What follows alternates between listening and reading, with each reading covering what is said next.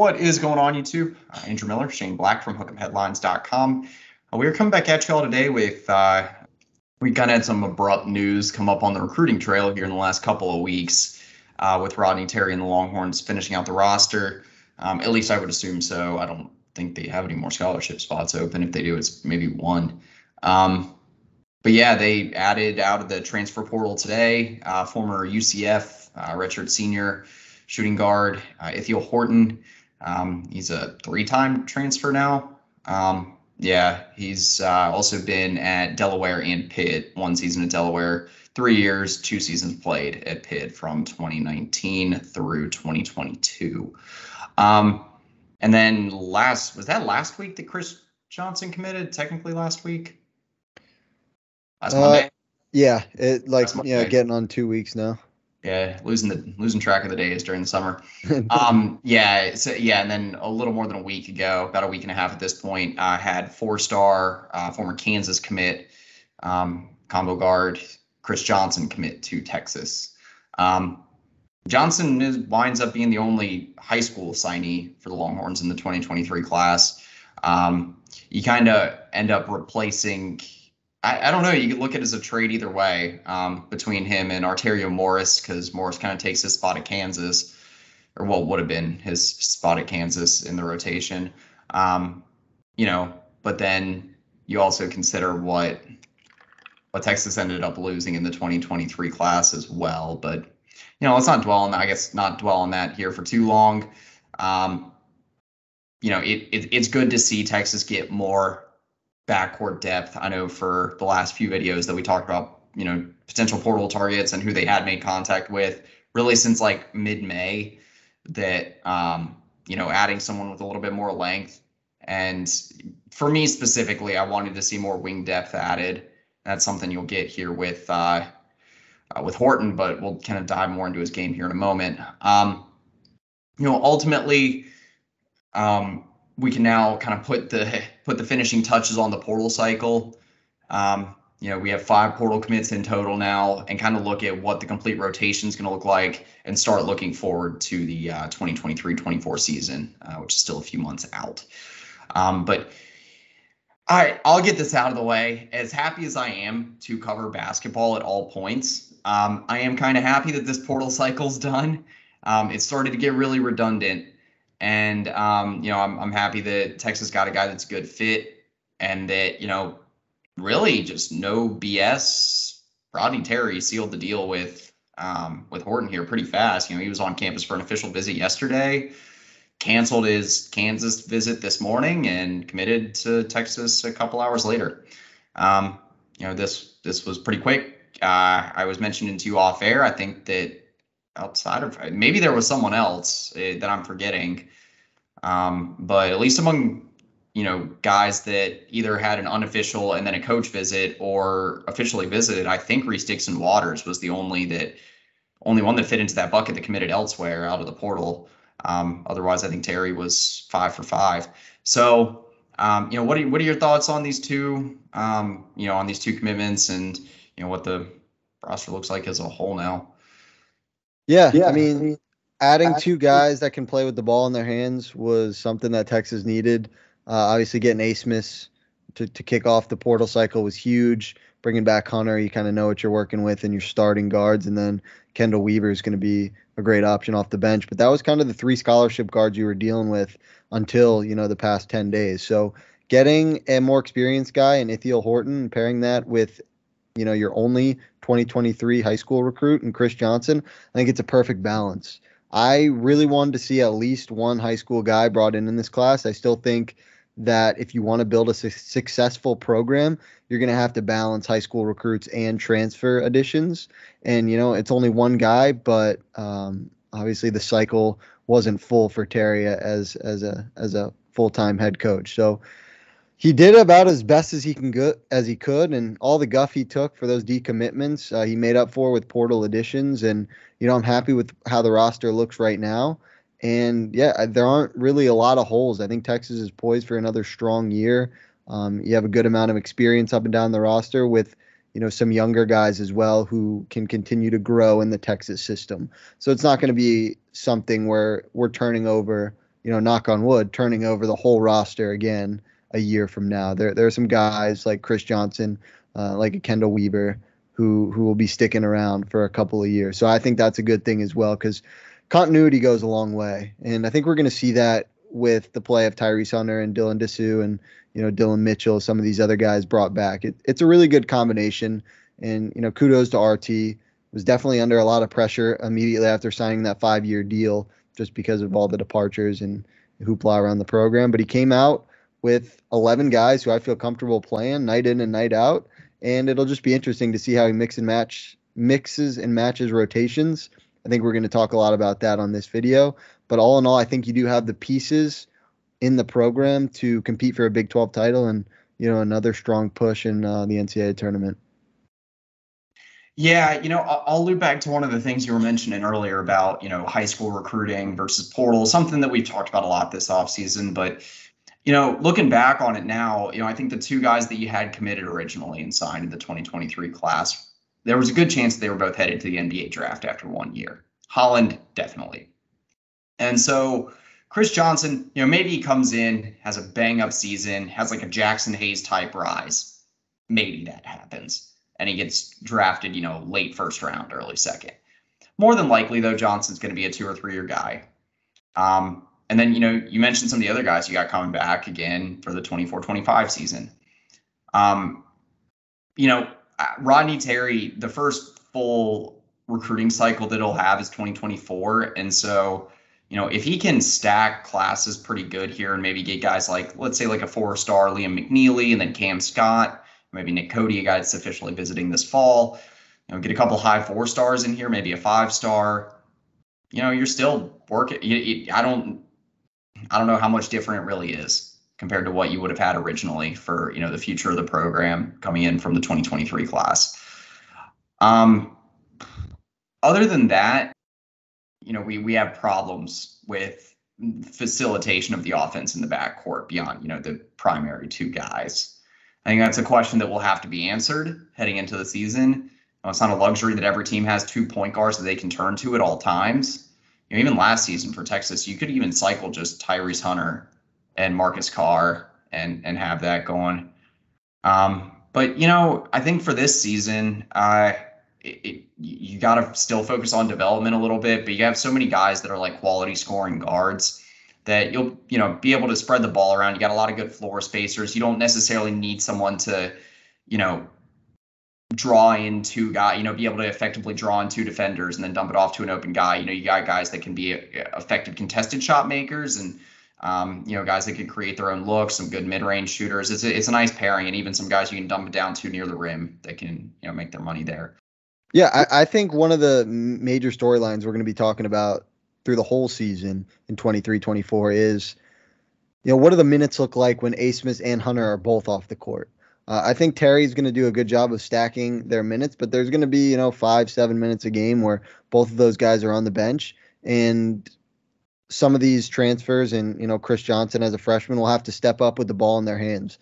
And that'll be interesting to see how RT, kind of works those rotations. I think Chris Johnson, has the most upside as a point guard. Horton hasn't done a whole lot of bringing the ball up the court in his, stints at Delaware, Pitt, or UCF.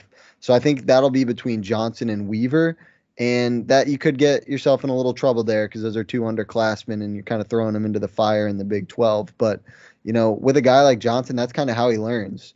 He led Montverde in assists last season. He plays with confidence. He knows what to do with the ball. I think you'd expect him to turn it over a little bit, just because he does seem like he's always playing at 110 miles per hour, which is, something you got to learn at the collegiate level, that stop-start type ability. But I think it's going to be interesting what Terry does, but I do think the addition of Johnson and Horton gives him options. And that's kind of all we're looking for. Is there are answers on this roster, and now it's Terry's job to just kind of figure out how to, piece the puzzle together. And at least what we saw last season, he did a good job of that down the stretch. So I think getting Johnson and Horton is just adding more, tools to the tool shed, and I'm excited to see what it looks like. But I do think Johnson will assume that kind of lead ball handler off the bench role, And that's a question. Is he ready to, take that up as a true freshman?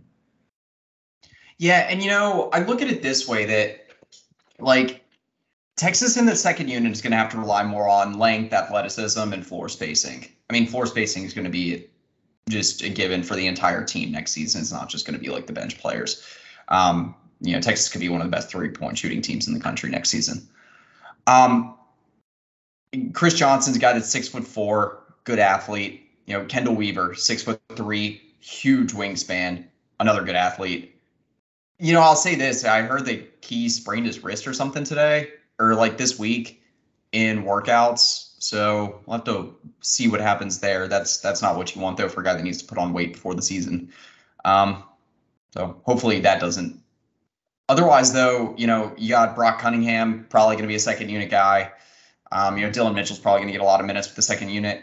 Not only does this second unit have a lot of length, and for a lot of these guys, barring Brock Cunningham, can create their own shot or create their own looks. Because also you're going to have either Caden Shedrick or Dylan Dessou, also on Yemna, who can be a bully in the paint. And, you can dump it down there if getting late in the shot clock. You need something a little bit more of a high percentage look closer to the rim. You got a lot of guys that can create their own looks, depending on where they are on the floor.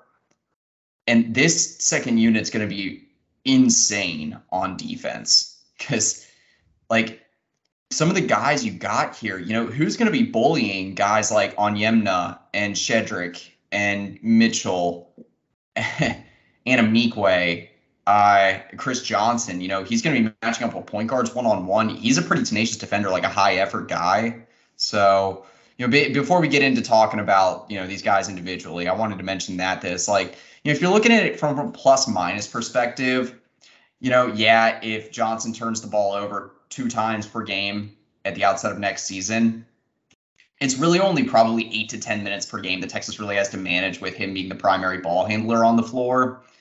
I think you have enough surrounding Johnson as a primary ball handler that you can make up for any lapses he might have early in his freshman campaign.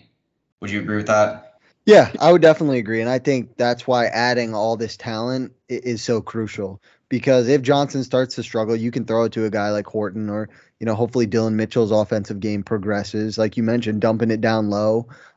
There's going to be a bevy of bodies that can put the ball in the hoop, which is, at a premium. And you mentioned something earlier, which is interesting. And if you go through the roster, you mentioned Texas is going to be probably an elite 3-point shooting team next year.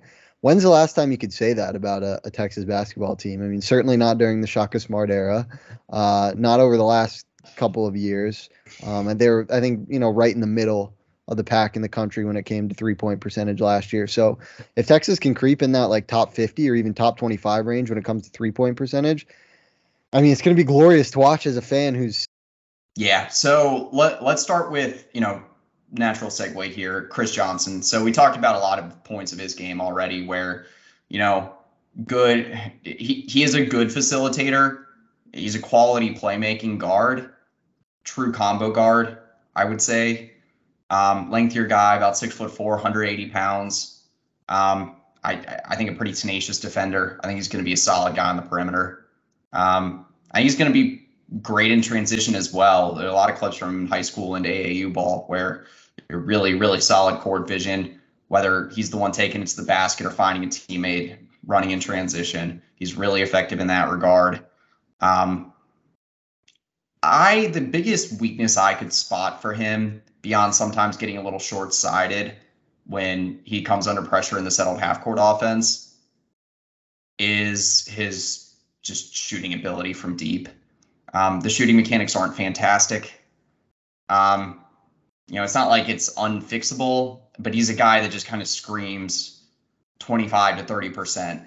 You get a lot of these guys that are talented playmaking guards that, if they're thrust into a role where they are the primary ball handler, that you're going to have to chuck up some shots late shot clock.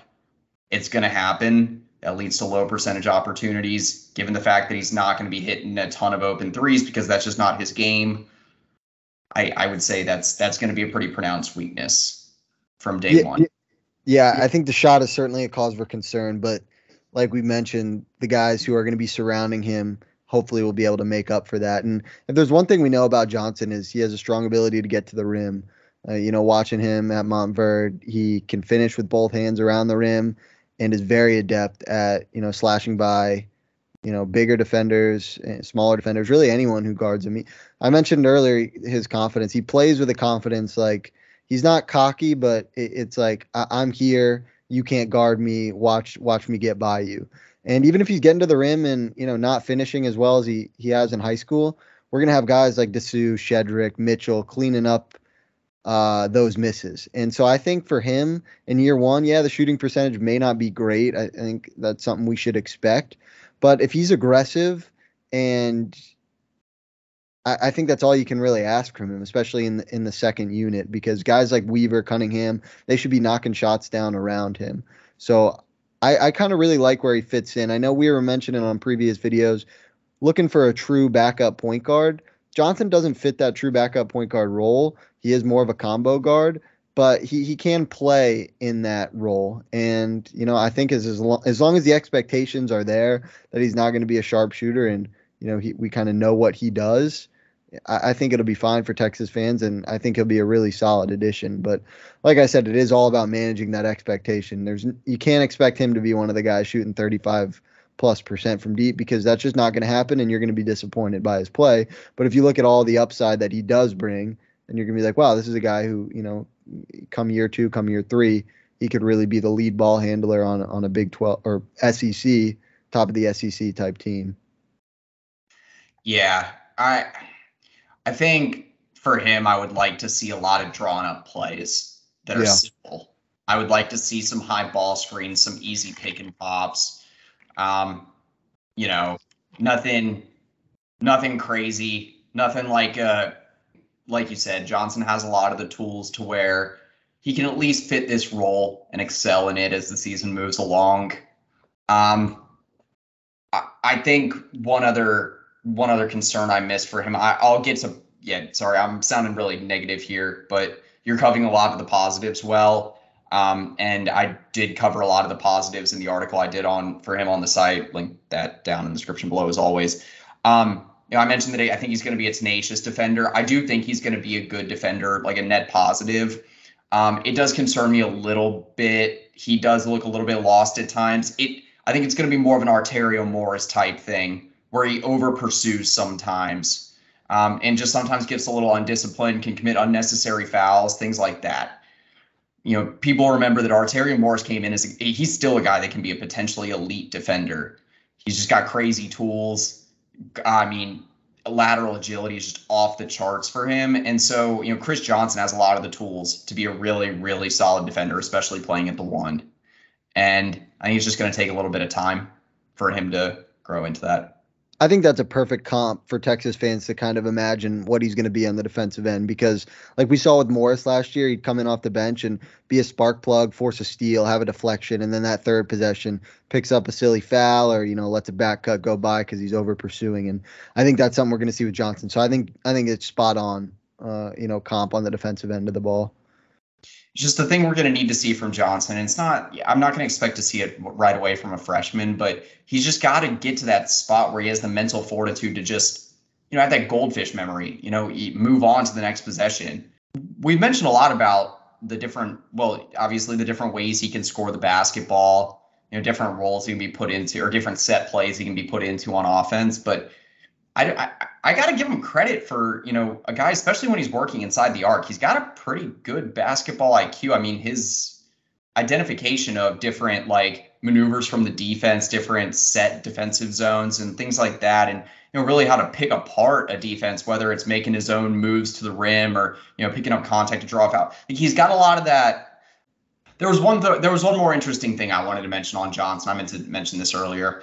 I think it's really interesting for him. His mentor is TJ Ford, which obviously a lot of Texas fans are familiar with, Wooden Award winner, All-American from back in the day, tremendous leader of the point guard position for Texas around 2 decades ago. And TJ Ford, I'm sure maybe not pushed him to go to Texas. I don't want to say that, but I'm sure that inspiration there, that influence definitely played a role. Also, Sir'Jabari Rice, the role he played at Texas in their success last year. Like, I get that Sir'Jabari Rice, guy that went from being, but it's interesting to me that that's kind of what sold him on it. Just because, like, Sir'Jabari Rice played a very different role, not very different, but a little bit different than I would have assumed for Johnson at Texas. But I think it does say a lot about what Terry pitched to him in terms of the immediate impact he could have on the rotation. That's a lot of the reason why I assume that he'll be the primary ball handler in the second unit, that he'll need to make an immediate impact on the backcourt. Let's take a look at Ithiel Horton, UCF transfer. I'm not going to dive super deep into this because I did a 1,700 word article about it at the site today, a real deep dive. Also posted some tweets up at the site. We already mentioned some of his, some of the characteristics of his game too, just in the sense that, he's someone that will be a versatile off-ball scoring guard and someone that, can be switchable, different roles, different positions, probably between the 2 and the 3. And hell, if there's a small ball lineup that we're facing, I'm fine with Horton defending at the 4. So yeah, between the 2 and the 4, depending on the situation. I guess all of my thoughts from here on out are a little bit more deep dive. Do you have any more high level thoughts on? No, I think a perfect fit. I mean, he's probably going to start in at the slot in as the starting 3 guy with a lot of experience, can shoot the ball, plays well within an offense, and I think he's just going to be a great addition to the program. And hopefully, one of those guys. I don't think he has a ton of NBA potential, but one of those guys similar to Sir'Jabari Rice, where he comes in for one season and plays really, really well in his role and turns into a household name around the country after bouncing around a little bit before that. But I think it's a big time addition. And shout out to Rodney Terry. You mentioned this at the top. Got him on campus, got him to commit the next day, got him to cancel that Kansas visit. And so all in all, good pull for Terry. And Horton really rounds out this roster well, kind of fitting an exact need that the Longhorns had still in July. Yeah, that's true. And I guess just some of the high level background for him. He's a guy that kind of last season played half his minutes if you're looking at the season as a whole, played half his minutes at the 2, half his minutes at the 3 for UCF. Followed a similar trend line throughout his entire collegiate career, between his time at Pitt and Delaware as well. He also had some interesting statistical developments over the course of his career. I didn't notice this. He ranked in the top 10 among guards in his conference last season at Pitt in steal percentage, and then 2 seasons ago at Pitt, and then last season at UCF. Had a steal percentage around 2.5, which is really, really good for someone that's not viewed as like a lockdown defender at the 2 or the 3. And then he's a pretty good offensive rebounder. He averaged over 1 offensive board per game. In the last 2 seasons, he's had roughly a dozen multiple offensive rebound games. So he can provide a spark there. And all around, he's mostly a guy that's going to be like a volume 3-point shooter. He can be a good shooter from deep from 2 as well. I think in a lot of ways, he can be looked at as like a scorer that like Sir'Jabari Rice was last season. I just think, Sir'Jabari Rice made so many late shot clock, like just so many clutch shots. It was just so insane. You can't expect that to be repeated. I mentioned this in the article too. Horton had kind of a dip last year in his 3-point shooting. He was a career low, like 34.6%, where he's like a career, like almost 38% shooter. And the biggest reason for that is he had 19 heaves, 19 attempts from beyond 30 feet from the rim. Dude thought he was Steph. So he had. Do you want to take a get? Do you want to take a stab at how many he had the previous 2 seasons combined? 19 last year, previous 2 seasons, based on how you're framing it, I will say 12. 2. Wow. So he went 6 of 19 from beyond 30 feet from the rim, I'm going to just go ahead and say this now. Don't have him shoot from that far. That'll get you on the bench really quick. Yeah. And so when you take out, I didn't even run the calculation taking out the heaves, but the other issue for him last season was his all the late shot clock, all the tough contested threes he was taking, some of them deep as well. He had it was like 72 3-point attempts within the last 5 seconds of the shot clock, which is a lot. And he shot, I think it was about 23% on those attempts. So if you take out the late shot clock, you take out the heat. If you take out both, he's probably at if you take out both, he's probably almost at 39, 40%. But that you're going to have some of those type of shots just going to happen, half court shots, whatever it be, that just don't matter unless you make them. But if you can have him shoot, let's say 36, 37% from three, I think that's considered a successful season still, even though that's kind of right around his career arc, if not a little bit lower. And, we saw time and time again last season, Rodney Terry able to make these offensive tweaks. I'm not going to say he's going to have a Marcus Carr type transformation, because that was rare. It was awesome to see last season, but it was rare. But I think, it wouldn't surprise me by the end of the season if Horton's shooting 38% from three. Sorry, I dove really deep into that. Point being, he's a guy that can probably get 6-7 3-point attempts up per game, and be an efficient shooter in the process. Again, mostly an off-ball guy, but also could be an ISO scorer. He's no stranger to making contested twos. I mentioned he's a good player in transition already. Is he a world beating, going to score you 5 to 10 points in transition per game? No, but he is a guy that can get you a few points per game, and is quick enough, a plus athlete, a positive guy to run within transition. I would say in terms of looking at him as a ball handler, I mentioned him as more of maybe a secondary facilitator, depending on who else you have on the floor. I think if it's a situation where the guards are Weaver and Johnson, he'll probably be the secondary ball handler or the secondary facilitator, just because he's got more experience doing that. And he's averaged more than an assist and a half per game, I think, the last 2 seasons. So he can do it. And then I'll say the last thing, and this is just something I noticed while diving a little bit deeper. He's someone that I mentioned the transition part to his game. He averaged around 2 points per game in transition last season, which did rank among the top 15 guards in the AAC. But he also had it was 2 second chance points per game, which is a lot for a guy that's not pulling in 3 offensive rebounds per game. That ranked in the 93rd percentile at his position in the major conferences.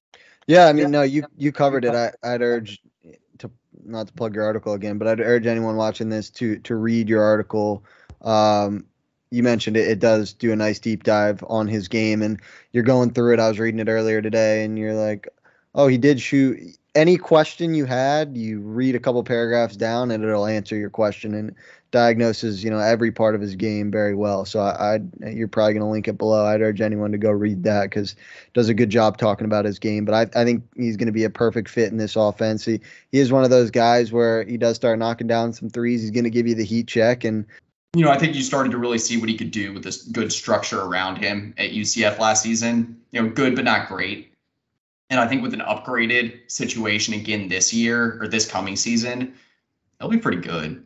I did this research earlier today. It's around 20 guards that are returning to college hoops this coming season, or that are currently projected to, that have more than, or at least 200 career 3-pointers made, and are shooting better than 37% for their career.